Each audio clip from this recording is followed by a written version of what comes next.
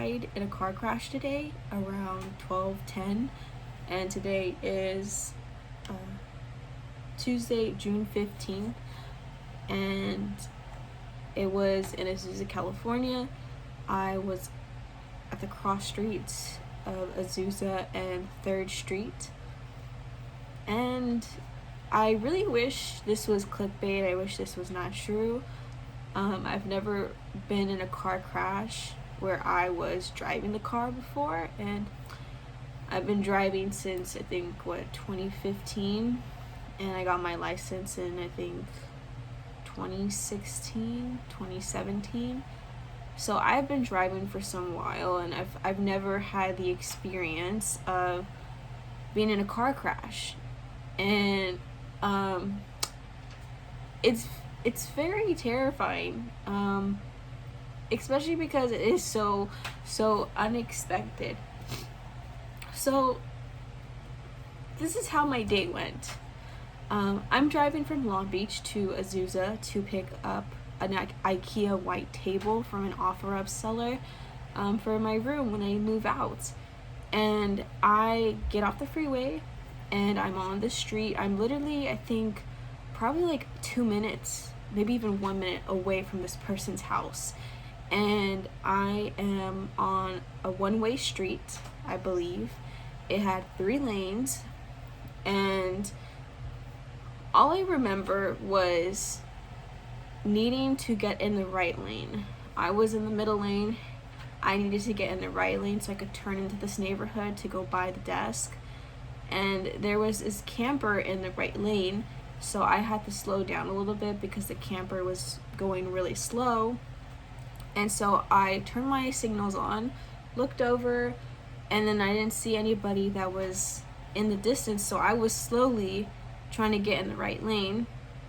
And I briefly remember seeing an SUV behind me, but I didn't see that they were like speeding. Like when I looked back, they didn't look like they were tailgating me. And usually in my car, it looks like cars are way closer than they actually are. So I didn't see any alarm, and I just kept went about my day, just, signaling that I was going to change lanes and just trying to, go behind this camper car. I don't know if it was like RV, it was like a brown mid-sized camper. And so I didn't want to hit them. So, and then before I even changed lanes, I just remember like trying to go in the right lane, and I just felt this impact from behind. And I had no idea what happened. I just started spinning like this across the street. And I knew something went wrong. But in the moment, I was so confused. And I just remember thinking that like I was gonna die. I just remember thinking that like this is it for me. Like my car, for those of you that don't know, I drive a 2002, well, I used to drive a 2002 Jeep Liberty, and with those cars, they're top heavy, and so there's a high rollover risk. And so when I was spinning in circles like one of those teacups at Disneyland, that's literally how it felt. I was so terrified because I felt the car start to get really unbalanced, and I thought I was gonna roll over. And because I knew the high risk my car has for a rollover, I thought I was just gonna roll over and like somehow die or get badly injured. And I had no time to react. I didn't even have time to pray because I didn't even realize what was happening to me. And then thankfully, I felt my car hit the curb and come to a stop. And that's when I put my foot on the brake, and I just like sat there, and I was like, what just happened? And then I start to see like steam, smoke coming from my hood. And that's when I was like, something happened. I don't know what happened, but something happened. So I slowly park the car, and I slowly turn off the car, and I walk out, and I'm like, if this car explodes and bursts into flames, I'm not gonna be in here. And so I get out of the car and walk away.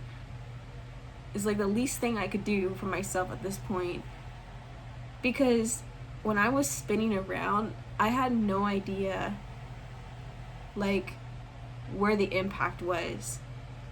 And when I got out, I like looked around at my surroundings, and that's when I realized my car was right at the curb facing traffic in the opposite direction. And I look to my left, and I see the car that I believe that, I'm pretty sure this is the car that hit me, turned over, glass broken, completely totaled. And then I saw on the ground all these car parts, and then I see all these cars on the side just like sitting there like, what just happened? And like, I feel like in a way I had an out-of-body experience, because I was like so confused, and I was so in shock of what happened that I was like, I didn't know how to react. All I could do was just sit there or just stand there and cry and like panic, because I have never been in a situation like that. I had no idea like what's like, I know you're supposed to do your license and registration, but I was in so much shock that like I couldn't even like bring myself to walk over to the other car and ask if they were okay, because I was like, am I okay?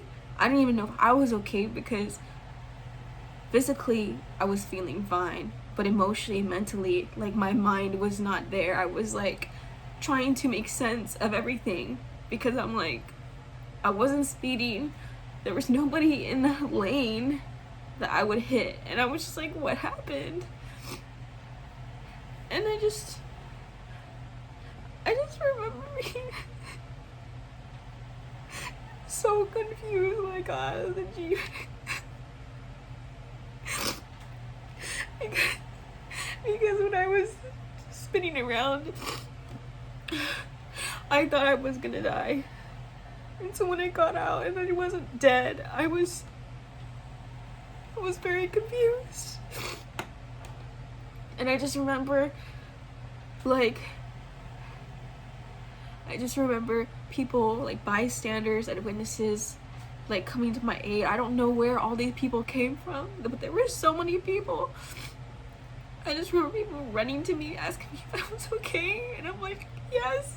And inside I'm like, I don't know if I'm okay. And I just remember just people like trying to comfort me, trying to make me calm down. And I just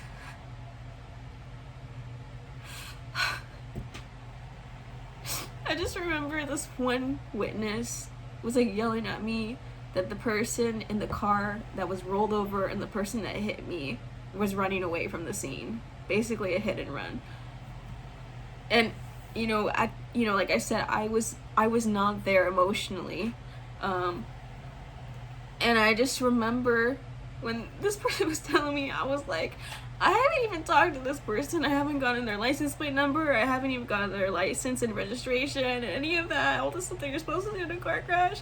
And this person just running away from the scene, and I don't know what to do. Like, do I leave my car here? Do I go run and chase after them? Like, I don't know what I'm supposed to do. So I just stood there, and I'm like this person's leaving, and I don't know what to do. And then these old nice ladies were just trying to calm me down and asking me questions. And then this one old guy, he was telling me to call 911. And in the back of my mind, I was like, do I even call 911? I don't feel injured. And I'm like, and so I'm dialing 911. And I've never called 911 in my entire life. This is the first time. And they put me on hold. Well, I mean, they didn't put me on hold, but nobody answered. Like, the thing was like, all of our operators are busy right now. And I'm like,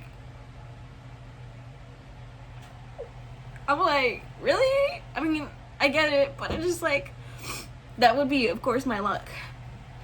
But luckily, the police came. Like, I dial 911. I get the message, like, all operators are busy, and then within, like, 5 to 10 seconds, I hear police sirens, and I think ambulances, too, coming on the street. So I didn't even need to call them, and they were there. And this happened within probably, like, no more than 5 minutes. Yeah, and then I looked at my car, and so not only did I see my life flash before me when I was in the car, spinning around, when I took a look at the car, I saw my finances and my emergency savings fund flash before my eyes. Like, in that moment, I was so glad I was alive, and I didn't. And it's not about the car, but it's about the amount of money I have put in that car. And I don't have a lot. And all I could do was just break down even more.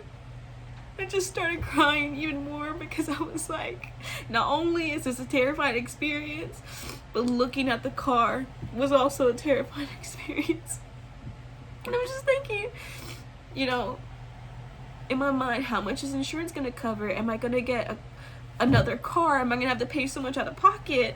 You know, what's going to happen? Like, am I going to have to pay for towing or this and that? Like, what am I supposed to do next? Like, just, all I could do was just sit there and look and let everybody else do everything, you know, just...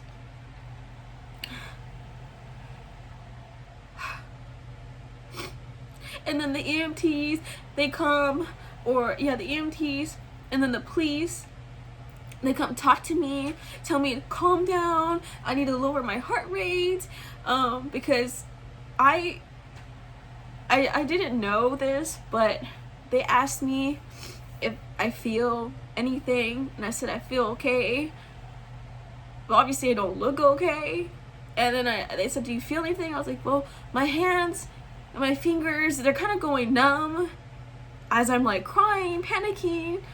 And they're like, oh, you're having an anxiety attack. And that was my experience for several minutes.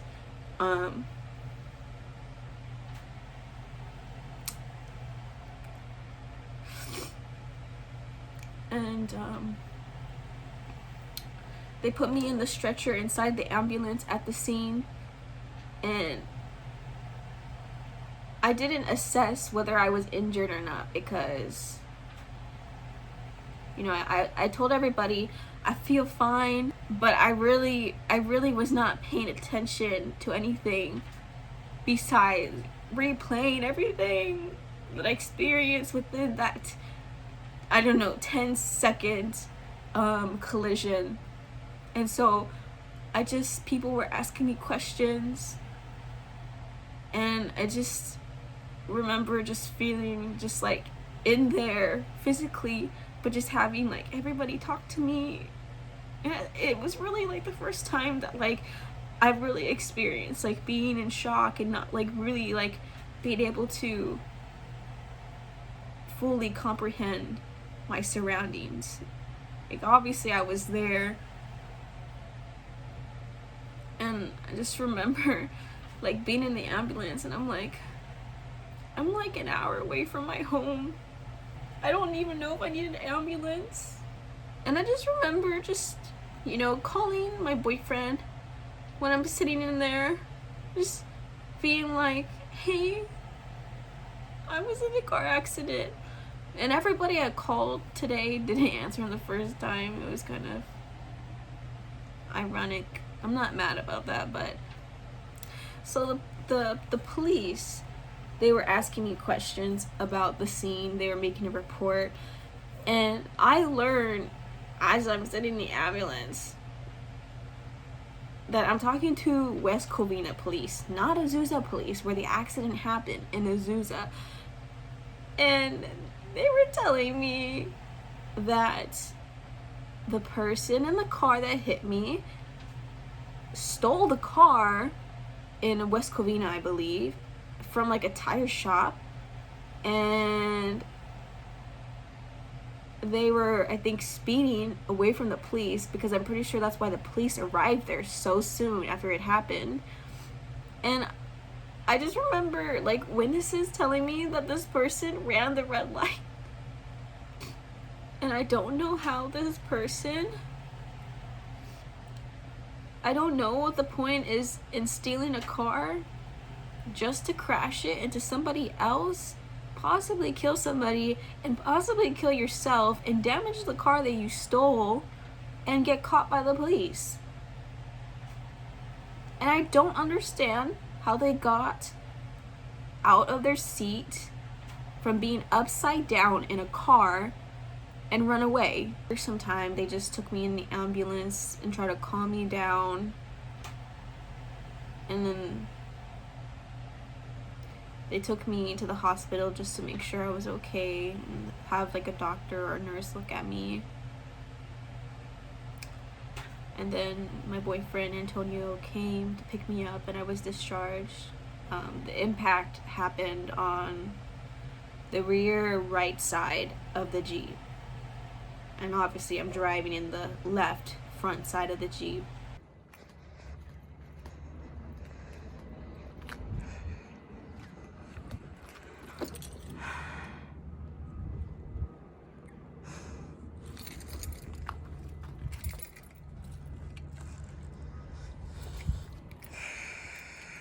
All right, this is the, that came off. Got this side right here. This all came out undone. You can see some of it broke off. This car is empty now. And I just filled it with gas. And I think too, because I did not see the accident happening. I did not see it coming because it was coming from behind. This person rear-ended me pretty badly. I think that's another reason why I wasn't injured, is because like I didn't tense up. My body didn't tense up because it didn't see it coming. And when it happened, like I said, like there was no time for me to like really think about what was happening. Like I could only react to the situation when my car hit the curb and stopped. That's the only time I was able to fully comprehend what was really happening. Like it felt like I like escaped reality, or like I was in some type of dream, like just. So I really don't know what happened to that other person, but I remember hearing someone say that like they caught him or they caught her, whoever it is, the suspect. But July was going to be my 1-year anniversary owning the car. This was not a good day.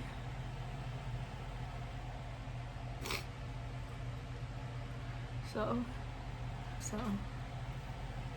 I love you guys. Bye.